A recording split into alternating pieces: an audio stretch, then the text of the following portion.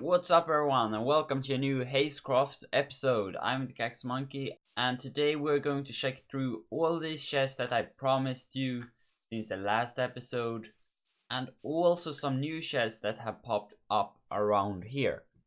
But before we start with that, we got this spice rock, and you can see this is actually my player head. So if I take off the helmet, this is actually my player head, so I can actually remove this, and it even says, okay, when you're placed it doesn't say it's your head anymore, but that's my head. And he did this get out of my swamp, and I don't really know what he means with that, but well, it's an armor stand there, so we will need to get our armor stand book, make that visible again, and then we can break the armor stand down. This is how our armor stand book looks. So this is from Vanilla Tweaks, and we can then go to style settings, stand visible. Now you can see we can see it, and after that we can break it. And then we can also pick up our skull and this little fence post. So about the skull, we are now on the Cathedral Island here. This is the spawn island. And we came here in the first episode, and you can now see that there are a lot of name tags in here, and that's because we have actually opened up the cathedral now, so you can walk in here and we have a bunch of villagers that can trade with you. So at the front here we have the gem trader and the gem collector. The gem collector uses these gems that we can get from random loot tables, and you get player heads. With those player heads, we can go down here to the player head and get the head from players on the server. And if you are just having the gems, then you can use these different villagers here to get different mini building blocks or such. So as you can see, we can get mini furnaces, mini ender chests. Here we can get mini sea lanterns and so on. And if we go to the gem trader, then you get 1 gem per diamond. So basically one of these heads cost 1 diamond, except the player heads that you get 3 per diamond. And I actually forgot to take any diamonds or the gems with me, but I just wanted to show off that we actually have this installed now. I had to make this player heads myself, so we actually got our own heads. So this is some of the players on the server. Otherwise, the Cathedral Island is quite the same. Here we can still get the armor stand book, but we can actually go in the overworld back. We came here in the nether, but we have actually done a path here a little bit. So we have this bridge. Apparently someone blew it up with a creeper and haven't repaired it yet. But then you can see it goes over to cobblestone, and this is where Iron Lord's rock should have his path or trail around the island. We're going to have a bridge here, and I'm not really sure what this cobblestone structure is. It looks like someone are settling down here. Not sure who actually. TheCactusMonkey and ItsEteck, they have a castle over here. Going to build a little town. They have villagers in here. If you continue north, then you come to ItsEteck's actually base. Here we have TheCactusMonkey's farms, and this is ItsEteck's raid farm that looks a little bit bad. It have actually killed him quite a lot of times, and the placement might not be the best since everyone is like walking around here and then having a village there just spawning in raids 24/7. You can easily get killed in this area, so I'm glad I'm all the way over there. And you can also see that TheCactusMonkey has his like sky farms just non-decorated. But let's go on. Here we have Shrek's base. Oh, I actually like that. That villager is sleeping. Oh, and we have a wanted wandering trader. Look, I've actually used the heads here, so that's really cool. You can see how that works. And then, oh, okay, he had actually a real pillager there, but that one died. I really like how he's adding in the armor stands in. It really makes the city or, well, a village here come to life. To our next project in this episode, we are now entering the shopping district, and this whole desert is a shopping district, and here you can see a giant bookshelf. And I got a little bit carried away, I can say that much, when I've been playing off camera. I actually looked at the Minecraft Monday live streams and I built this giant bookshelf here. You can also see we have some stuff coming up over there on the hill. Can you guess what this bookshelf is, maybe? Well, if we go on these pressure plates, we get to the inside. It's not really done. I need to patch up and actually fill everything in here, as well as making a roof. So these lectures are something that will come for the future. But right now we have welcome to the bookshelf. Buy enchanted books, prices shown in the chest. So here we will add in all our books, and someone have also messed with our logs there. Everyone will be able to buy books. Since we have about 300 books, this is quite a good shop. And the tower you can see up here is actually ItsEteck's bookshop, but people are thinking that that is quite expensive. So we will have to look at his prices here and see what he has to offer.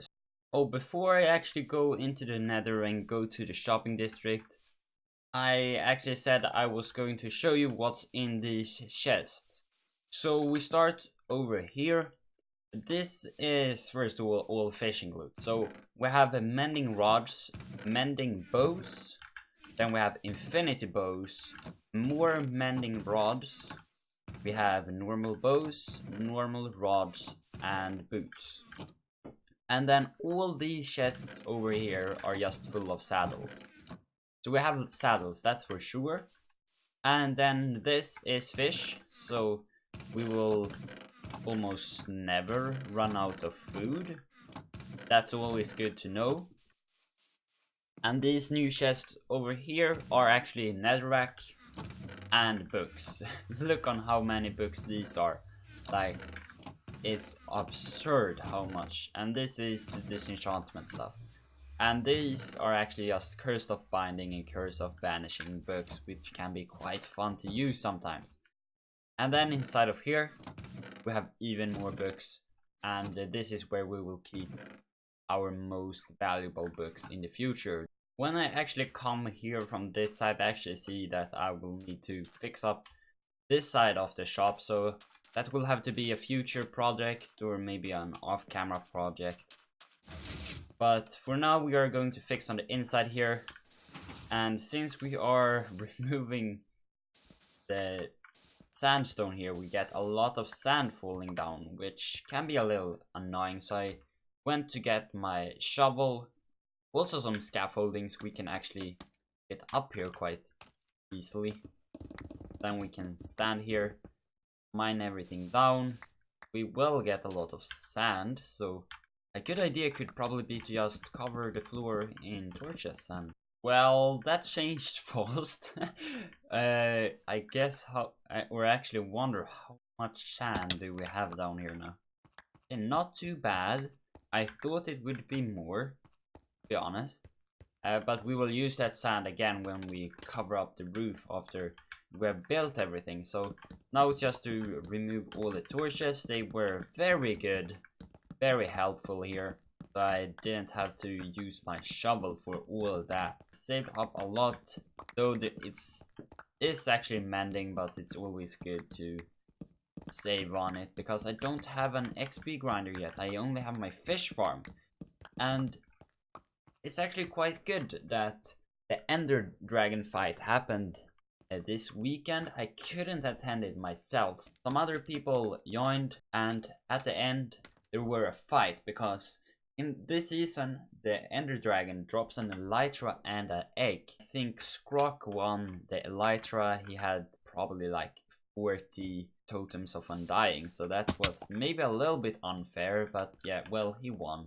And now we are able to explore the end and get an elytra ourselves and shulker boxes. And I actually think shulker boxes will be really good for moving stuff here. And we also have that each shulker drops 2 shulker shells. So for each shulker we kill, we will actually be able to make a shulker box, which I really like. And talking about the end and XP grinders, I'm probably going to get out there and build an enderman farm so we can get mad tons of ender pearls and XP. But yeah, this is now very open and it's time to build a roof, and I haven't really planned this yet. So after a lot of building, you can now see that we have a flat sandstone roof here. Let's go down the hill here and go inside and see how it looks like. This is actually the first time for me as well, so I'm not really sure how it will look like. So we have like a higher place here where like you can go if you want to, but it's nothing up here, just to add in some more bookshelves so it actually feels like a library. Then here I messed with some different build styles, and I'm not really sure about this place. And as you can see in my hotbar here, I'm now transporting the books. And if you look up here, I've actually extended the bookshelf, so the bookshelf goes all around now. So it's a 16 by 16 by 16 cube. And the front is the same as it was before. And if we go in here, everything is done. And I've started to put in books. This is not where they are going to be. They are going to be sorted. But I haven't done that yet. You can see we have from 4 to 1 diamond on all of these different ones here. And the mending books, 15 diamonds each. I have 5 ones that I'm going to add in here later as well. But first off, let's add in the finishing touches. And you can see here, you can actually see the full inside of the bookshelf. And you can see I took out all the sand. We had a lot of sand here earlier. And for me, I can access the chests easily from the back side here. And this is where the mending books. So want to add in those like that, and then 2 trapdoors on the top, and are done. But I hope you will enjoy this episode. This have taken me a lot of time, but you can see we now have this bookshelf, and I'm really liking this so far. So to not miss more of the Hayscraft videos, don't forget to subscribe and leave a like if you enjoyed this video.